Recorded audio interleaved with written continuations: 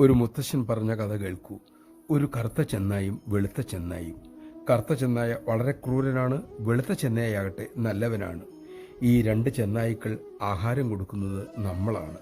ഈ രണ്ട് ചെന്നായ്ക്കളും എപ്പോഴും പോരാടിക്കൊണ്ടിരിക്കും. കഥ കേട്ട് പേരക്കുട്ടി ചോദിച്ചു, അതിൽ ഏത് ചെന്നായ ജയിക്കും മുത്തശ്ശ?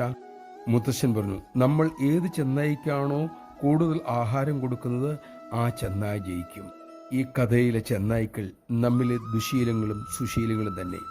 ഇതിൽ സുശീലം വളർത്താനുള്ള ഉത്തമ സാധന കേട്ടുള്ളൂ. എല്ലാവരിലും എല്ലായിടത്തുമുള്ള നന്മയെ കാണാൻ ശ്രമിക്കുക.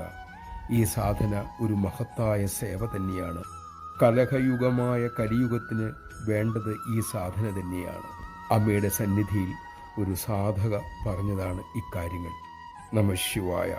എല്ലാവരിലും അമ്മയുടെ സാന്നിധ്യം കാണാനുള്ള വിവേകദൃഷ്ടിയാണ് നാം വളർത്തേണ്ടത്. അതിനായി അമ്മ നമ്മെ അനുഗ്രഹിക്കട്ടെ.